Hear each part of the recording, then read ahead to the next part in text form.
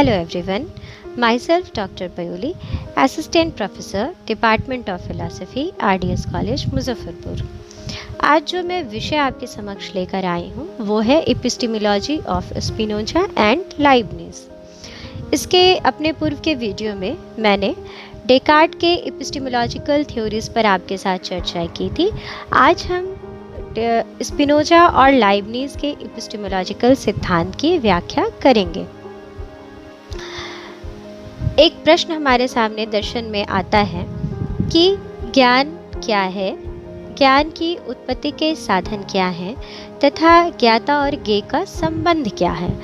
पाश्चात्य दर्शन में जब हम ज्ञान की उत्पत्ति की बात करते हैं तो हमारे समक्ष 3 प्रकार के सिद्धांत प्रस्तुत होते हैं: बुद्धिवाद, अनुभववाद तथा समीक्षावाद। बुद्धिवाद वह ज्ञान मीमांसा सिद्धांत है जो ज्ञान को सार्वभौम एवं अनिवार्य स्वीकार करता है और उसके अनुसार इस तरह के ज्ञान की प्राप्ति या इस प्रकार के ज्ञान की उत्पत्ति बुद्धि और केवल बुद्धि के द्वारा ही होती है। पाश्चात्य दार्शनिक डेकार्ट को बुद्धिवाद के संस्थापक के रूप में हम जानते हैं। उनके इन्हीं दार्शनिक सिद्धांतों को स्पिनोजा और लाइबनिज अपने दर्शन में आगे बढ़ाते हैं। तो आइए हम एक एक करके स्पिनोजा और लाइबनिज के दार्शनिक सिद्धांतों पर एक संक्षिप्त चर्चा आपके सामने प्रस्तुत करते हैं। बुद्धिवादी दार्शनिक स्पिनोजा एवं लाइबनिज एक समीक्षात्मक व्याख्या। स्पिनोजा भी डेकार्ट के समान ही जन्मजात प्रत्ययों को स्वीकार करते हैं और वो इन्हीं प्रत्ययों के द्वारा ज्ञान की प्राप्ति की चर्चा भी करते हैं। स्पिनोजा ने डेकार्ट के समान ही जन्मजात प्रत्ययों में विश्वास किया है और इनसे प्राप्त ज्ञान को ही सार्वभौम एवं अनिवार्य भी माना है। उन्होंने इसका व्यवहारिक पक्ष भी हमारे सामने प्रस्तुत किया। स्पिनोजा अपने दर्शन में व्यवहारिक रूप से निगमनात्मक पद्धति का प्रयोग करते हैं और इसी पद्धति का उपयोग करते हुए वे अपनी प्रसिद्ध पुस्तक एथिका में ज्यामिति की तरह ही स्वयं से परिभाषा से प्रारंभ करते हुए निगमनात्मक निष्कर्षों की स्थापना करते हैं और इस प्रकार वो अपने दार्शनिक सिद्धांतों की स्थापना ज्यामिति के सिद्धांतों को आदर्श मानते हुए उसी से निगमित करते हुए अपने समस्त सिद्धांतों की स्थापना अपने दर्शन में वो करते हैं। बुद्धि के अलावा स्पिनोजा कल्पना को भी ज्ञान का साधन मानते हैं। कल्पना का उनका अर्थ है इंद्रियानुभव। इस प्रकार का ज्ञान यथार्थ नहीं होता क्योंकि यह वास्तविकता के यथार्थ स्वरूप को हमारे सामने व्यक्त नहीं कर रहा होता है। वास्तविक ज्ञान बुद्धि से प्राप्त होता है। स्पिनोजा एक तीसरे प्रकार के ज्ञान के साधन की बात भी करते हैं जिसे उन्होंने अंतःप्रज्ञा कहा है और उनके अनुसार यथार्थ ज्ञान प्राप्ति का यह सर्वोच्च स्रोत भी है। स्पिनोजा ज्ञान के 3 स्तरों को स्वीकार करते हैं। पहला, इंद्रियजन्य ज्ञान इमेजिनेशन, तर्कजन्य ज्ञान रीजन, बौद्धिक ज्ञान इंस्टीट्यूशन। उपर्युक्त तीनों में स्पिनोजा केवल प्रज्ञाजन्य ज्ञान को ही सर्वोच्च ज्ञान मानते हैं क्योंकि इससे ही सर्वोच्च ज्ञान अर्थात ईश्वर का ज्ञान हमें प्राप्त होता है। समानांतरवाद। अब जब समस्या आती है स्पिनोजा के समक्ष कि वो अपने ज्ञान मीमांसा सिद्धांत के द्वारा इस विश्व की व्याख्या कैसे प्रस्तुत करेंगे, तो इसके लिए उन्होंने अपने एक दार्शनिक सिद्धांत की स्थापना की जिसे हम समानांतरवाद कहते हैं। बुद्धि के द्वारा प्राप्त ज्ञान के वास्तविक जगत के संबंध में सत्य होने की समस्या का उत्तर देते हुए स्पिनोजा ने मन तथा शरीर, माइंड एंड बॉडी दोनों को एक ही मौलिक तत्व या द्रव्य सब्सटेंस, जिसे उन्होंने ईश्वर भी कहा है, के तो समानांतर गुणों के रूप में स्वीकार किया है। उनके अनुसार एक के प्रत्येक बिंदु का संवादी दूसरे बिंदु में भी उपस्थित होता है।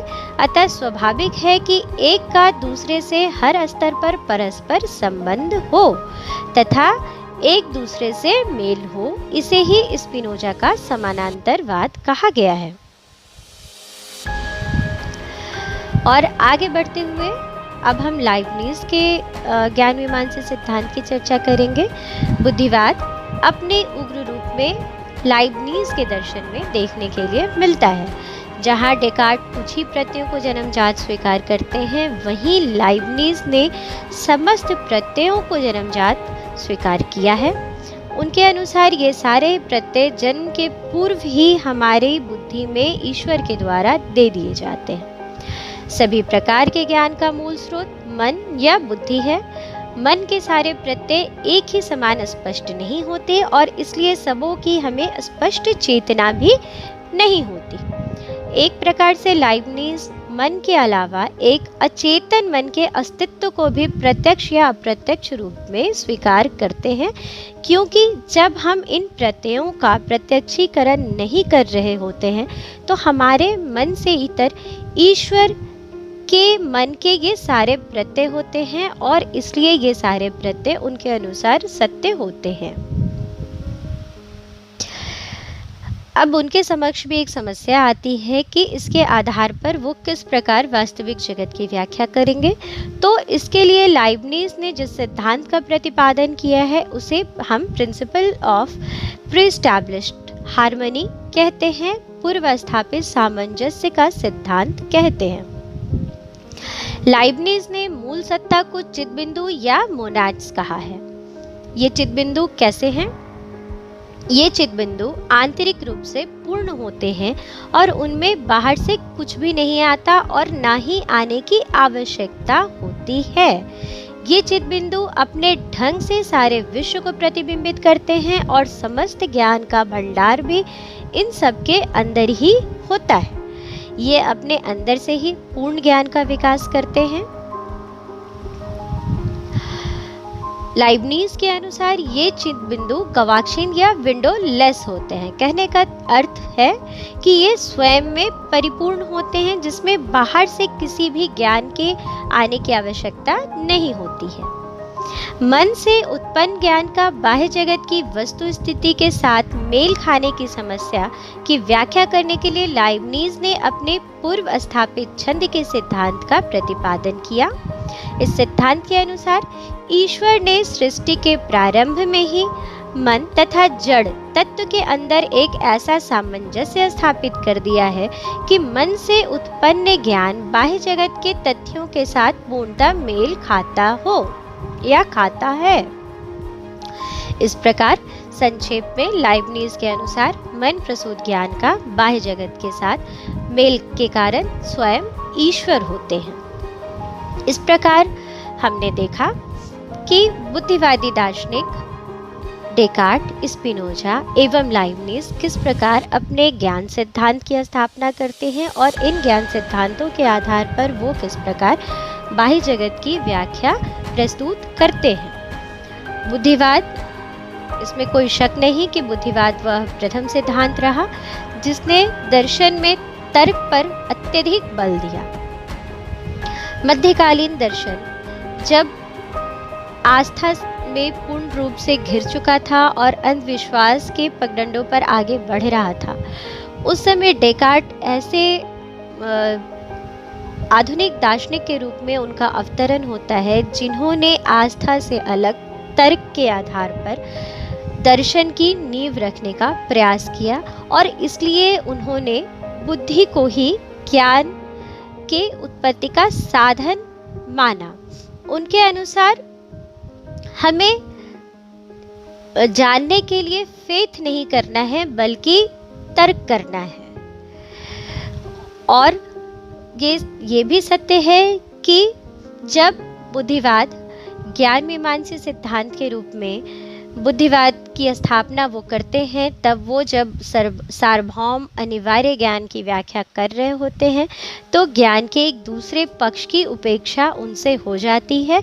वो है नवीनता, जिस पर अनुभववादी दार्शनिकों ने विचार किया। अर्थात वो ज्ञान के प्राप्ति में बुद्धि को तो महत्व दे रहे होते हैं, परंतु वो अनुभव को छोड़ देते हैं। यही इनके बुद्धिवाद के आलोचना का आधार भी बनता है कि ये एक एकांगी दर्शन है। बावजूद इसके हम ज्ञान प्राप्ति के रूप में बुद्धिवाद की उपेक्षा नहीं कर सकते। इसकी अत्यधिक महत्ता है, जिस पर एक विस्तृत चर्चा मैंने अपने दोनों ही वीडियोस में आपके समक्ष प्रस्तुत की है। आप इसे और अधिक जानने के लिए मेरे पूर्व के वीडियो को देख सकते हैं। तब तक के लिए धन्यवाद।